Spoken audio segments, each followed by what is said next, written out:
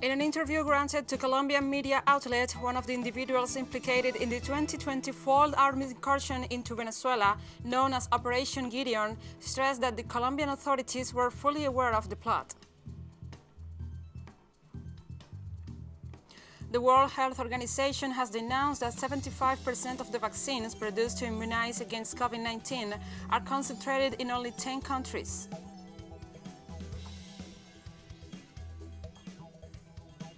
Indian police imposed heavy security and closed several main roads around New Delhi on Wednesday, a day after clashes with protesting farmers in the capital left one person dead and dozens injured.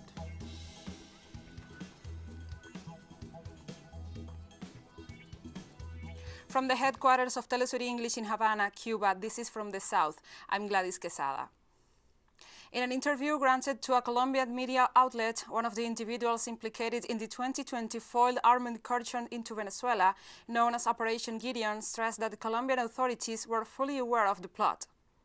Yaxi Alejandra Alvarez Mirabal, currently imprisoned in Colombia, denounced that the Colombian intelligence service knew all the details of the plan to invade Venezuela and oust the Maduro government, and agents contacted her to arrange the preparations. Meanwhile, Colombian authorities accused Alvarez Mirabal of financing and supported former General Clever Alcalá to command a coup against President Maduro.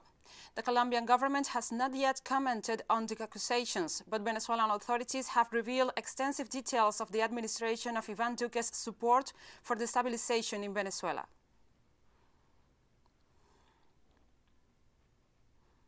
And the systematic violence continues in Colombia, with news this Wednesday of the assassination of social leader Giovanni Carranza Castillo in the department of Cesar. The incident occurred in the neighborhood 12 de Octubre, south of the city of Valledupar. Local media reported that the former councilor was attacked by unidentified individuals who shot him while he was waiting for a tire to be changed on his vehicle. Carranza Castillo was a councillor for the Radical Change Party between 2012 and 2015. According to data from the Institute for Development and Peace Studies, 15 social leaders and human rights defenders have been assassinated so far this year.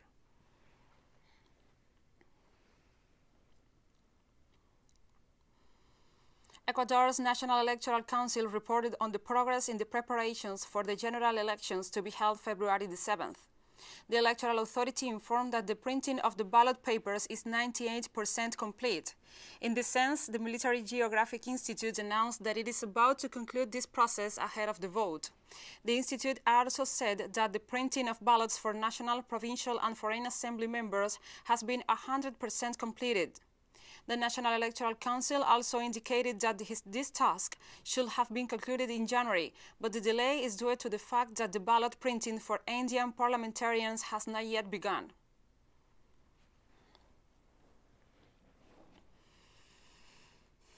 The director of the Pan-American Health Organization, Gideon, has expressed concern over the COVID-19 situation in Brazil, and especially the challenges facing the health system in the northern city of Manaus as people wait for hospitals and ICU beds.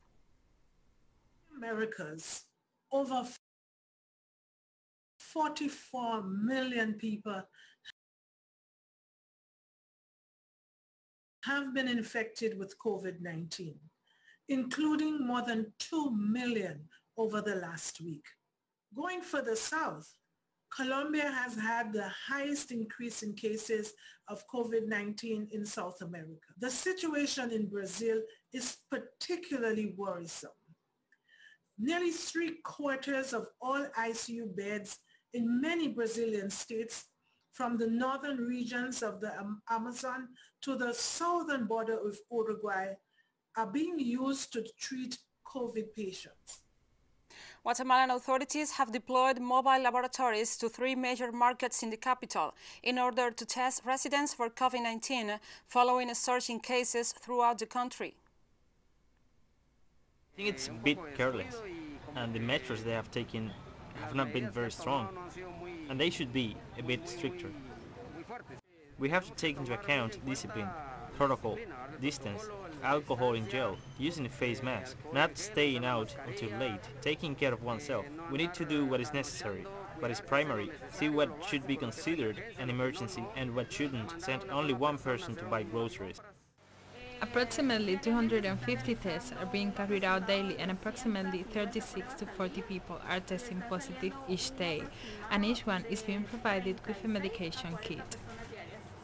And this Wednesday, the Peruvian government extended its state of national emergency decreed due to the COVID-19 pandemic to February 28th.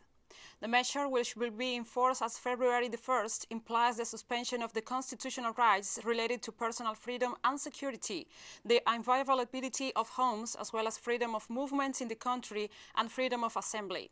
In addition, the different departments of the country will be classified according to the 3 levels of alert: high, very high, and extreme, according to the infection rates in each region. The move comes 10 localities have moved into lockdown and in the midst of the medical workers' strike and health system crisis. During a visit to Chile, marking his first official trip since he assumed the presidency more than a year ago, Argentine President Alberto Fernández called for unity in Latin America to face the pandemic. Governing Argentina is not easy, but in a globalized world, where the need for multilateralism increasingly prevails, we need to be a united continent to face the challenge that is coming. And we have to make Latin America an integrated region, because we are seeing today what the disintegration of the region means. We are seeing it in what happens with public health in our continent. We are seeing it in what happens with the acquisition of vaccines, where each one of us runs in a hurry to solve its problems, when if we had all been united to face negotiations, everything would have been easier. In Brazil, an attack was reported on the home of Sao Paulo councillor for the Socialism and Liberty Party, Carolina Lara. According to local media, several shots were fired from an identified vehicle parked in front of the councillor's house. Lara was with her mother and her brother at the same time of the attack and confirmed that none of them were injured. The incident was recorded by a neighborhood's security camera, which the councillor noted would be handed in to police to launch an investigation.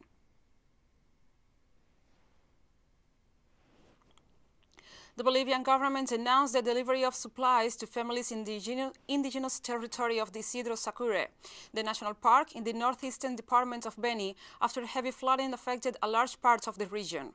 A commission of indigenous authorities and leaders from Beni will try to enter the communities by river to carry out a technical evaluation of the situation. In this sense, Deputy Minister of Civil Defense Juan Carlos Calvimontes said he will participate in the delivery of humanitarian and logistic aid to try to reach all the damaged zones. In recent days, civil defense troops delivered a batch of supplies to the residents of the territory located alongside Cochabamba Department, which was also affected by the floods.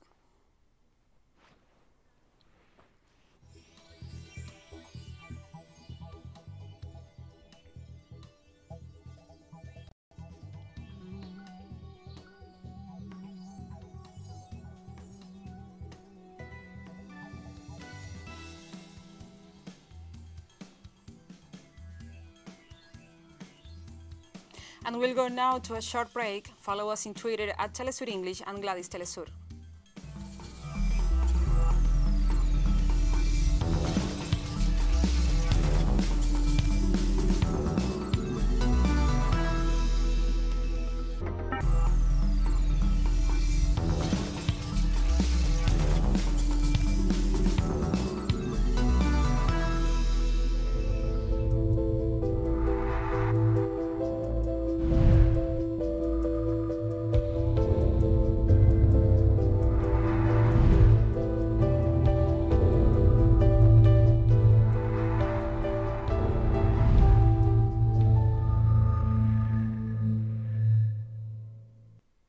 Welcome back to From the South. The World Health Organization has denounced that 75% of the vaccines produced to immunize against COVID-19 are concentrated in only 10 countries. The Director General of the organization, Tedros Ghebreyesus, stressed that the vaccines are currently being administered in 50 mostly rich countries. The official also rejected the fact that most manufacturers give priority to regulatory approval in rich countries, instead of submitting the necessary dossiers to the WHO to prioritize the most affected countries, regardless of income. He also reminded countries that vaccination campaigns must be carried out in an equal and equitable manner.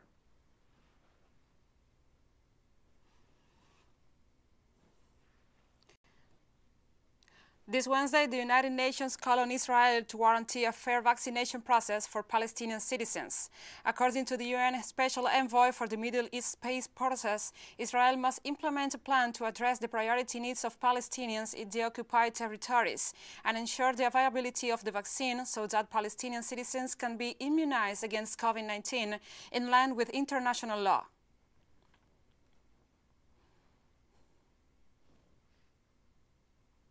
And Norway's Prime Minister says in a press conference that the country will close its borders to almost all non-residents in a bid to avoid highly transmissible new strains of the coronavirus spreading.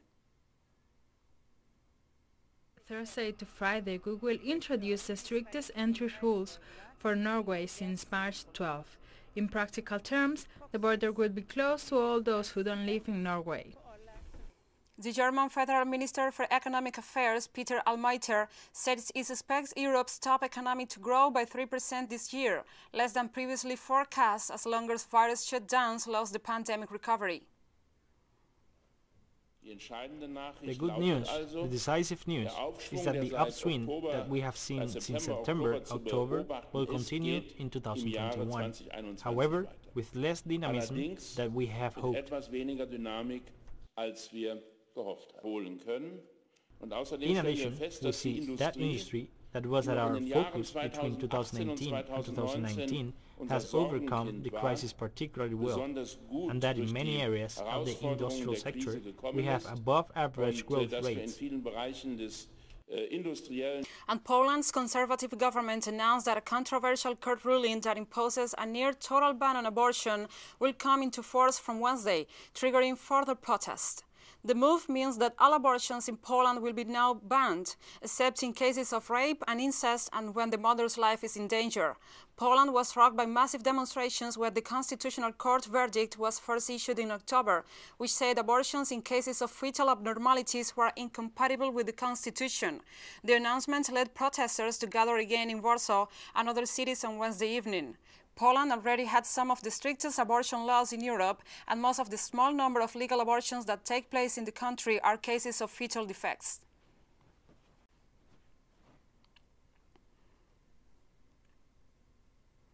Italy's president opened political consultations on Wednesday aimed at identifying a sustainable coalition majority after Prime Minister Giuseppe Conte's resignation was forced by the withdrawal of one of the small parties making up his coalition government. President Sergio Mattarella met in Rome with the speakers of both houses of parliament on the first day of meetings following the resignation.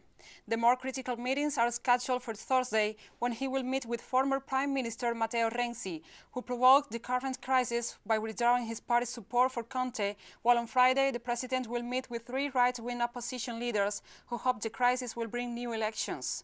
Meanwhile, Conte has been working to get the support of independent lawmakers and independent-minded members of the right. If he fails, Mattarella could decide to tap another political figure from the same coalition to see if that person can form a government. President Joe Biden says the United States must lead the global response to the climate crisis as he prepares to sign a raft of orders aimed at curbing rising temperatures and to announce a climate summit in April. We've already waited too long to deal with this climate crisis. We can't wait any longer. We see it with our own eyes, we feel it, we know it in our bones. And it's time to act. And I might note parenthetically, if you notice, the attitude of the American people toward greater impetus on focusing on climate change and doing something about it has increased across the board, Democrat, Republican, Independent. That's why I'm signing today an executive order to supercharge our administration's ambitious plan to confront the existential threat of climate change. It is an existential threat. And the new U.S. Secretary of State, Antony Blinken, got to work Wednesday with a warning that the world's eyes were on the United States to see if it can heal its deep international division. Blinken, a veteran diplomat, promised to rebuild morale and respect in a welcome ceremony at the State Department. He said that the challenges ahead included the coronavirus pandemic, as well as the climate change, the economic crisis, threats to democracy, the struggle for racial justice, and threats to the U.S. security and global stability posed by its rivals and adversaries. Blinken claimed that the President Joe Biden is committed to overcoming the challenges as quickly as possible, so that citizens can have confidence that the foundations of the U.S. democracy are strong.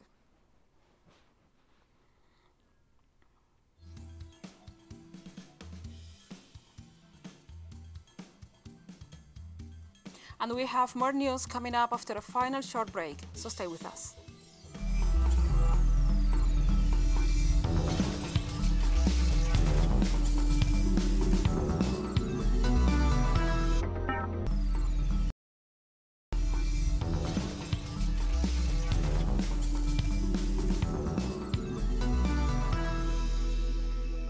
Welcome back. Indian police imposed heavy security and closed several main roads around New Delhi on Wednesday, a day after clashes with protesting farmers in the capital, leaving one person dead and thousands injured. Home Minister Amit Shah ordered 15 companies of paramilitaries to boost security forces in the capital, according to media reports. The violence on Tuesday marked a dramatic escalation in a standoff between the government and thousands of farmers camped out of the outskirts of the city since late November. The farmers, mostly from northern Indian states, are demanding that the new agricultural reforms to be scrapped, as they will deregulate the sector and leave them at the mercy of big corporations.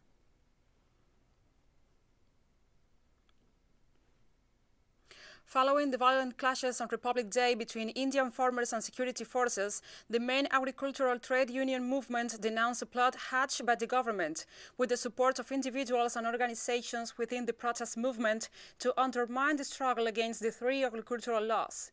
Union leaders claimed that some sectors have provoked violent acts, which coincided with a deliberately weak response from the police and the perimeter of the Red Fort, which triggered a chain of apparently uncontrollable events, which were ultimately convenient for the government. Meanwhile, authorities announced the arrest of 200 farmers among 37 protest leaders and suspended over 500 Twitter accounts belonging to members of the protest movement.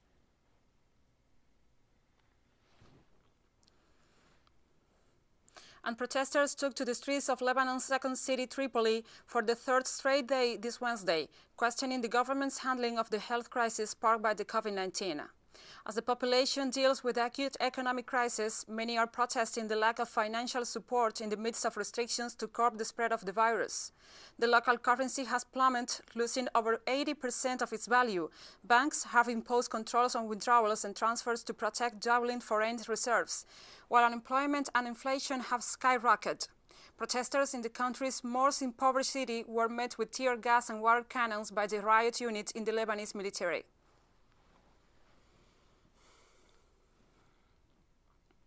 South African Health Minister Zweli Mkhize announced that the flight carrying the first batch of COVID-19 vaccines will arrive in the country in February.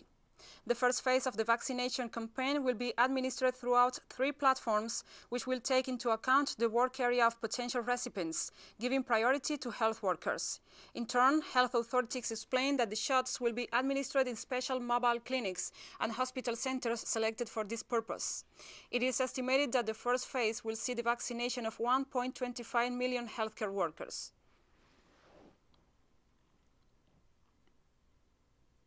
Hundreds have protested in northern Mali on Wednesday against the lack of security in the region hit by violence, kidnappings and attacks from different groups. Residents and civil resistance leaders marched through the streets of the city of Gao, calling on the state to take responsibility as the country sees an increase in jihadist attacks. At least 6 soldiers were killed in incidents in 2 different areas over the weekend. Attacks by jihadists in northern Mali have also killed at least 5 UN peacekeepers this year, while the National Army and French forces claim to have killed at least 100 extremists so far this year. We are in the streets to denounce the miserable conditions we live in here in Gao. The youth of Gao have decided to take responsibility, so the state can take responsibility in the future and bring security, and we can live in peace. We, our wives, to go to the market in peace, our children to school, so we can go to work without any problem. And lawmakers in the Democratic Republic of Congo approved a motion to force out Prime Minister Silvestre Ilunga Ilunkamba on Wednesday. The move represents a key victory for President Felix Tshisekedi, who has faced opposition from allies in his predecessor. The National Assembly approved a motion of censure against the Prime Minister and his government by 367 votes to 7. The Constitution requires the Prime Minister to step down within 24 hours, but Ilunga Ilunkamba has denounced the move and is refusing to budge.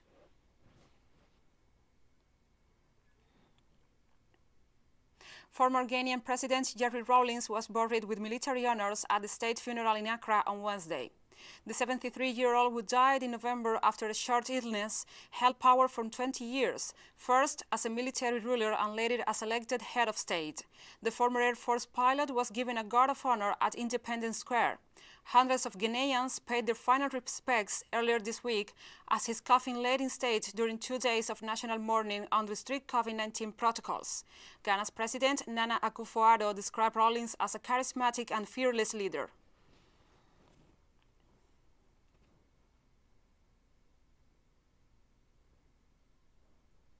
At least 53 people were killed and another 40 injured in Cameroon following a collision between a bus and a truck. The incident occurred in the town of Sanchu in the west of the country as the truck loaded with 200 liters of fuel crashed into a 70-seat bus. The impact caused a fire that charred most of the victims, and the authorities acknowledged that the identification of the bodies will be difficult. In December 2020, a similar accident claimed the lives of 37 people.